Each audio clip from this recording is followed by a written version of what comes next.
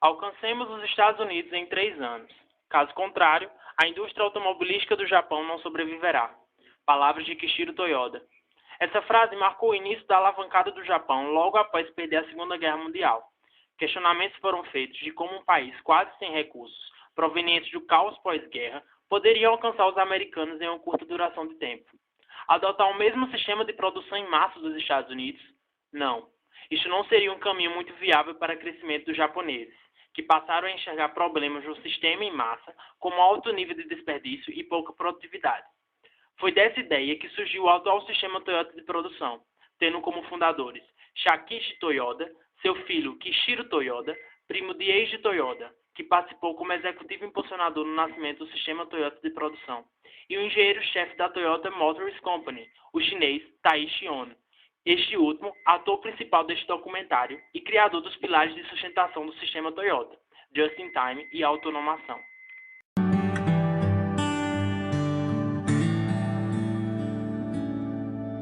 Taiichi Ohno nasceu em Dairen, na região da Manchúria, China, em 1912, e graduou-se em engenharia mecânica. Ele entrou na Toyota em 1932 e, por cerca de 20 anos, foi subindo posições na empresa. Logo cedo, na sua carreira, ele expandiu as ideias desenvolvidas por Kishiro Toyoda para reduzir perdas na produção, iniciando a experimentação e o desenvolvimento de metodologias de produção que diminuíssem o tempo de fabricação dos componentes principais dos produtos. Na década de 40 e início de 1950, Ohno era o gerente de montagem da Toyota e desenvolveu muitas melhorias que eventualmente se tornaram o sistema Toyota de produção. A Toyota, na época, esteve beirando a falência e não podia pagar grandes investimentos em novos equipamentos ou inventários em massa. 1950 também foi o ano de início de uma longa colaboração com Shigeru Shingo e o requinte de seus principais esforços em uma estratégia de produção integrada. A carreira de Ohno acelerou como resultado de seu sucesso como gerente de montagem e, por isso, ele acabou se tornando vice-presidente executivo em 1975. No início dos anos 80, Ohno saiu de seu cargo para virar presidente da Toyota Gosei, uma subsidiária e fornecedora da Toyota. O distanciamento entre a Toyota e as outras empresas japonesas abriram os olhos de outras pessoas no Japão para essa nova abordagem chamada Sistema Toyota de Produção, que então começou a se espalhar rapidamente no Japão.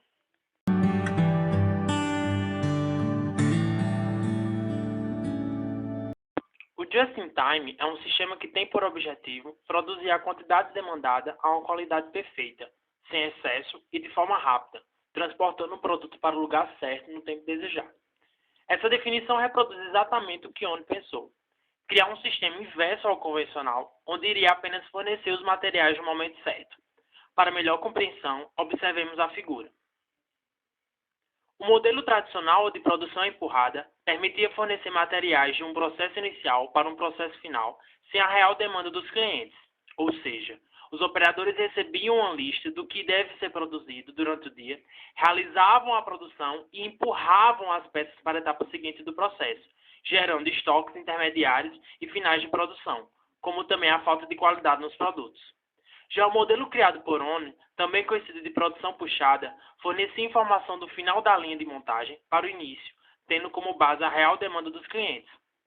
Todo esforço investido no JIT tiveram como objetivo reduzir ou mesmo eliminar todos os estoques e desperdícios nos diferentes estágios do processo, eliminando os custos derivados. Este conceito levou a indústria automobilística japonesa a um processo de melhoria contínua, pois exigiram da administração o desenvolvimento de políticas, padronização de processos e elementos que reergueram a economia japonesa ao longo do tempo.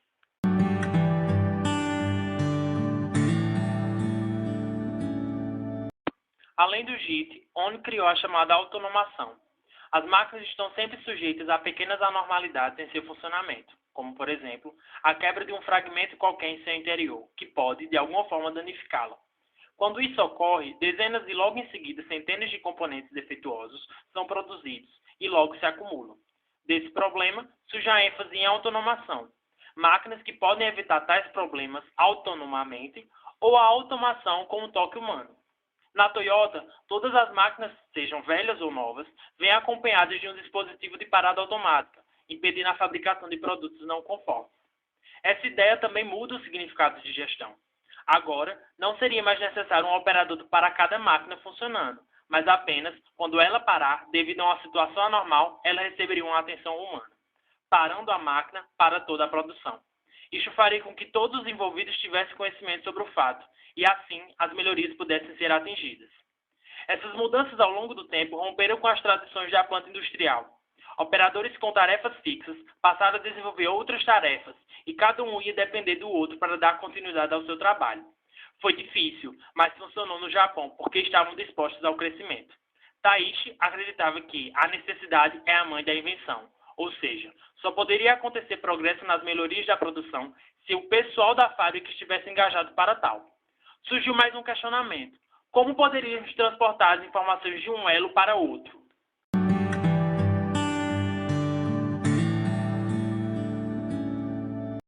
Criou-se então o Kanban.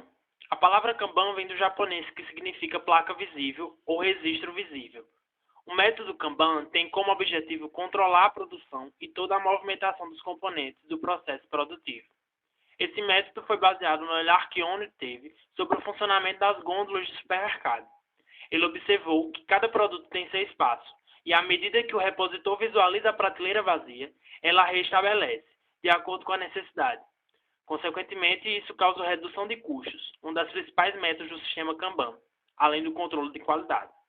Podemos classificar o Kanban com base nos cartões Kanban e nos painéis porta-Kanbans. Porém, pode utilizar-se de outros meios, que não os cartões, para passar essas informações. Temos cartão Kanban de produção, também chamado de Kanban em processo, é empregado para autorizar a fabricação ou montagem de determinado lote de itens, tendo sua área de atuação restrita ao centro de trabalho que executa a atividade produtiva nos itens. Cartão Kanban de requisição interna, também chamado de cartão Kanban de transporte, retirada ou movimentação, ou simplesmente cartão Kanban de requisição. Funciona como uma requisição de materiais, autorizando o fluxo de itens entre o centro de trabalho produtor e o centro consumidor dos itens. Cartão Kanban do fornecedor, também chamado de Kanban externo, executa as funções de uma ordem de compra convencional, ou seja, autoriza o fornecedor externo da empresa a fazer uma entrega de um lote de itens, especificado no cartão, diretamente ao seu usuário interno, desde que o mesmo tenha consumido o lote de itens correspondente ao cartão. O sistema Kanban é bem simples. Na prática, coloca-se um quadro com espaços para serem preenchidos com peças coloridas. Cada peça, com sua respectiva cor, tem seu significado. O vermelho, por exemplo, pode significar parada, urgência, cuidado ou no limite. Já o verde pode significar normal, cheio ou suficiente.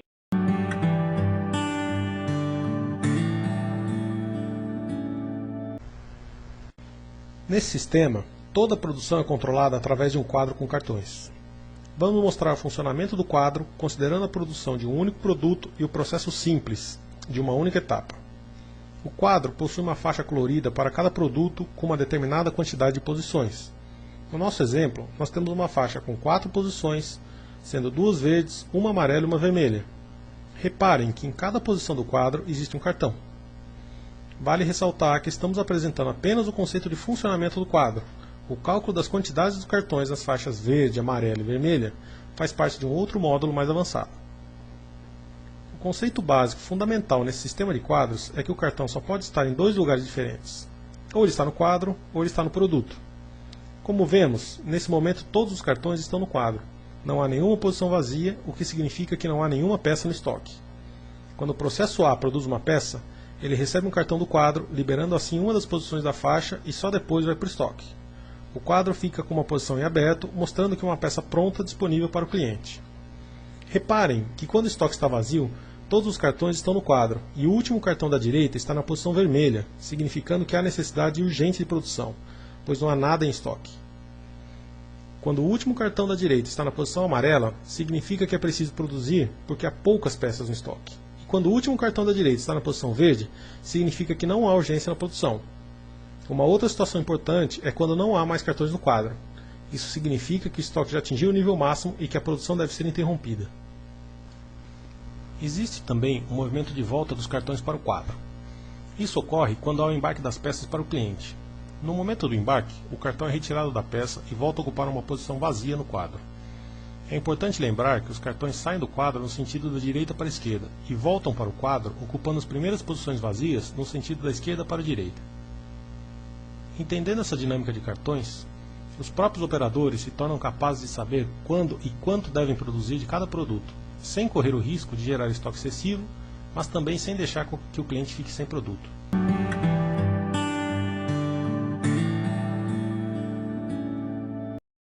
Agora que entendemos os pilares do sistema Toyota de produção, como também o seu modelo operacional, quais vantagens podemos retirar desse sistema?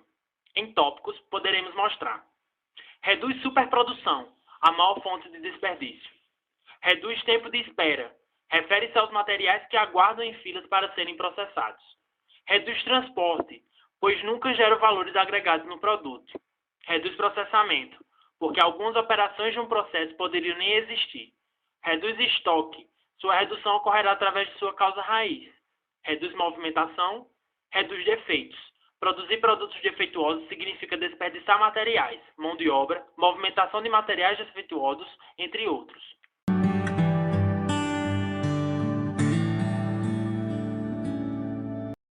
Muitas corporações tentam aplicar o sistema Toyota de produção nas suas indústrias, de acordo com os princípios criados por Taiichi Ohno, mas não conseguem obter sucesso devido a alguns fatores primordiais de implementação. Vejamos alguns delas: comprometimento da alta administração, verificar onde é possível a implementação do Kanban, realizar o treinamento de funcionários, investir capital para a melhoria de processos, melhorar a capacidade de medir o desempenho em diversos setores, facilitar a comunicação entre as áreas, dominar os processos pertinentes e garantir eficiência no controle de qualidade.